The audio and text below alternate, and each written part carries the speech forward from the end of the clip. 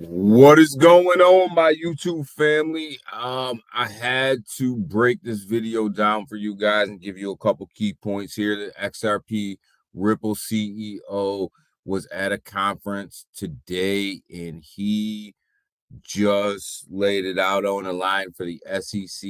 And at this conference, the SEC was present and in the audience. So I want you to remember that as you're watching this video, that the SEC was there, and there are certain points that we're going to point out in this video where he directly looks at. I just want you to watch the video, and when he directly looks at the crowd, and you can tell like the SEC is in the crowd and he is talking directly to them.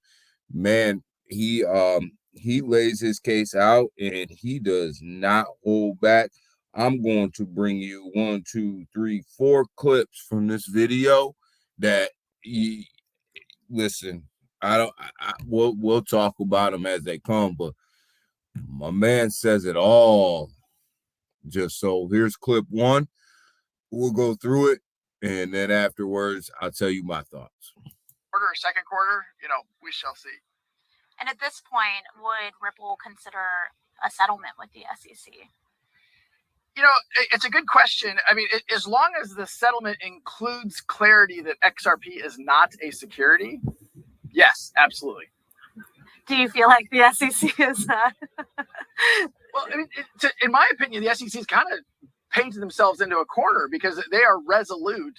They're taking the position, and Gary Gensler has gone out and said that the crypto industry is the Wild West, and virtually all tokens he thinks are securities.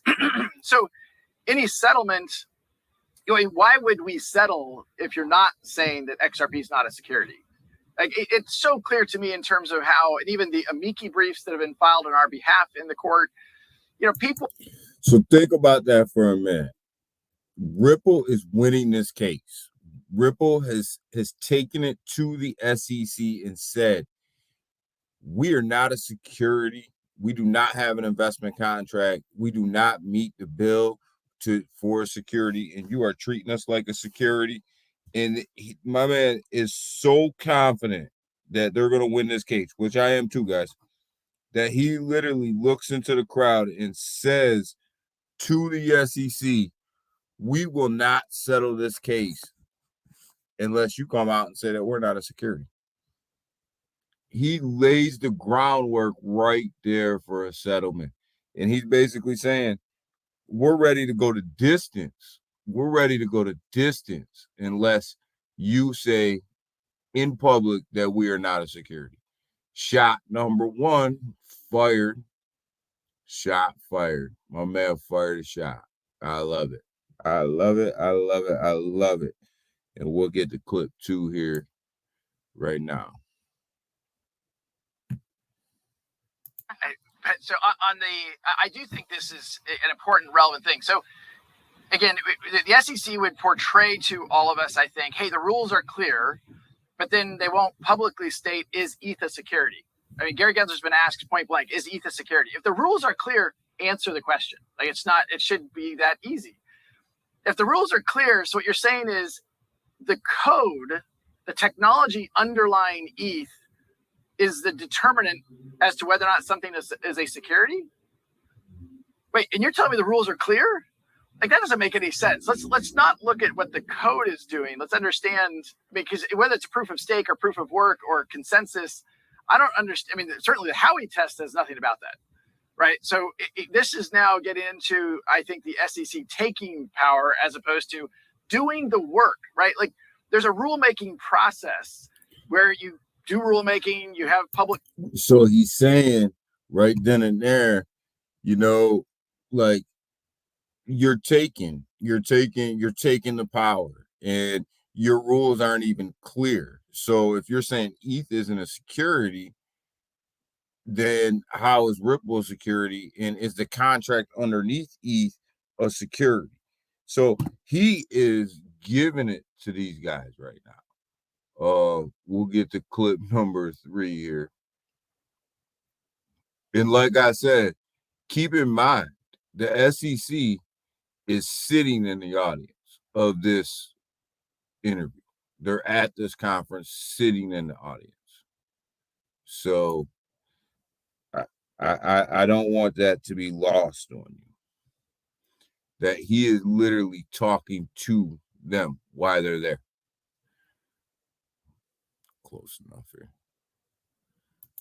I want to note too, this, the president put out a release on all of the reports we've seen out of the March executive order, which called for a coordinated approach to digital assets. And in that release, it did kind of sanction sort of the SEC and CFTC. What it said was it wanted them to aggressively pursue investigations and enforcement actions in this space. I mean, what do you make of that? Well, I think the one interesting thing, my recollection of the executive order was the SEC was never named individually. It was the SEC and CFTC. And so right now the SEC is operating as if they are in charge, and they're gonna protect us from, I'm not sure what, Kim Kardashian. I do think, and I go back to the executive order, I think is well intentioned and brings attention to the need for clarity. I think all of us would benefit by continuing to push in whatever way we have available, whether that's through the court process, as Ripple is doing, whether that's through the legislative effort.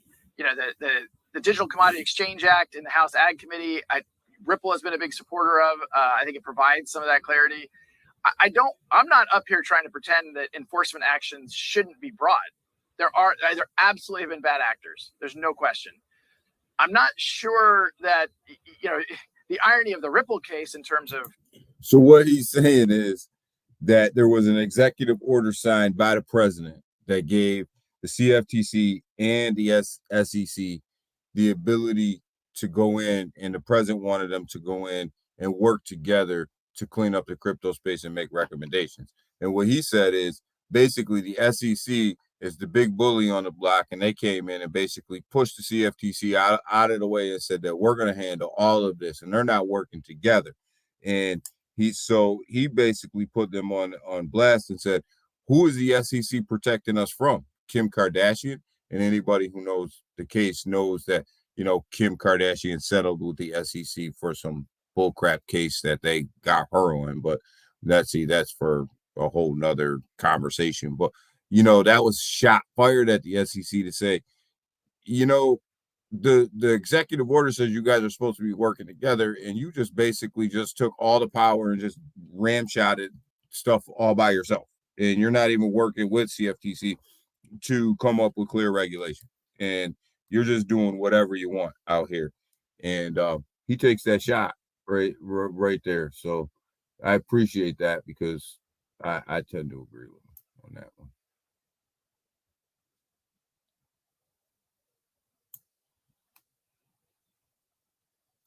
Has a sort of lack of regulation in the U.S. has that affected your clients or your interactions with them, or the reality? So Ripple definitely, since this lawsuit started, the last 2 years, we have grown gangbusters.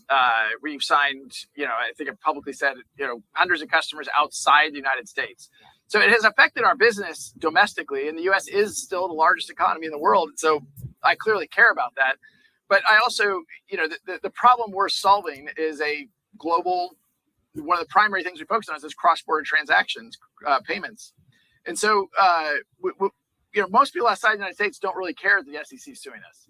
I'll tell you a very quick, funny story. I'll keep it short. I was in the Middle East last fall, and we were meeting with customers. I have one of the Ripple team members who's based there. It's really early in the morning. My time zones are all screwed up. We're meeting the CEO of a payments company. And, but the employee from Team Ripple says, well, why don't you give an update on what's going on at Ripple? And I start talking about the SEC. And after the meeting, he very delicately says to me, no one gives a shit. And his point was, if you're not in the United States, the governments in Abu Dhabi, governments in Switzerland, Singapore, UK, Japan, they've provided the clarity how they view and categorize digital assets, and they don't care that the United States SEC has a viewpoint that is, pending in court. Man, that was amazing. He said he does his business outside of the United States for the most part. And for that, most people don't give a shit about what the SEC has going on. So what he basically said to the SEC at that moment in time right there was, with or without this case, we're going to move forward. We don't care. And man, what powerful statements to make while the SEC is sitting in the room. He's basically saying to them,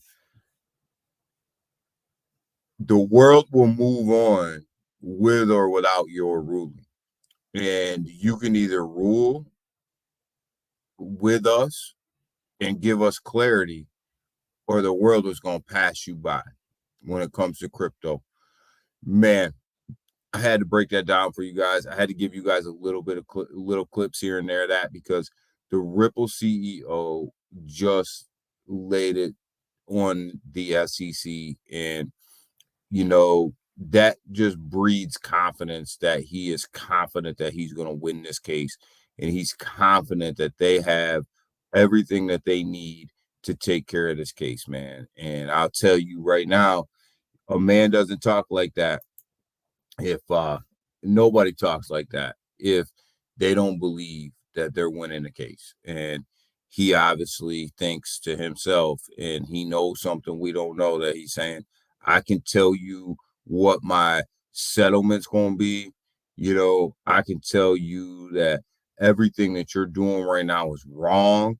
And I can tell you right now that, if for some reason a judge rules against us, listen, we're moving on, and we're doing all kinds of business outside of the United States. So, and nobody cares what the SEC says in the United States, is basically what he just said. So, man, that's crazy. And they were there in the audience. It's not like he was just in the interview talking to somebody and the SEC wasn't there. No, they were right there to listen to what he had to say. So that one hit home with them. They didn't. They went home. They went back to the hotel room. They didn't sleep well. And I'll tell you something he didn't hit on in that interview, but I want to hit on right now, is that tomorrow the SEC has to answer the Hinman emails and go back to court and ask the judge, or not ask the judge, for reasons why they shouldn't have to be released, the Hinman email. So look, I tell you, it's getting real out there. Let's hope that for the sake of the SEC and them guys saving face on this case, they should just let that slide and go ahead and release them emails, because the more and more they start and the more they keep messing with these judges, the more and more these judges are going to get upset. And in this video, and I didn't play it, he said that the judges have ruled 6 times that the SEC has to release them emails. And every single time the SEC has came back with some bogus excuse about why they can't or why they shouldn't have to. So eventually these judges are going to get sick of the SEC wasting their time and wasting their resources and wasting their money, and it ain't going to look good for the SEC. So, Ripple, do your thing. CEO, keep talking that trash, because you're going to win. Keep putting them out there. We're loving what we're seeing right now. And with that, man, I just had to bring that to you guys, because I thought that joint was hilarious. And guess what? Everybody have a great day. Like the channel, subscribe to the channel, share this video out. And with that, I appreciate everybody, and I'm out.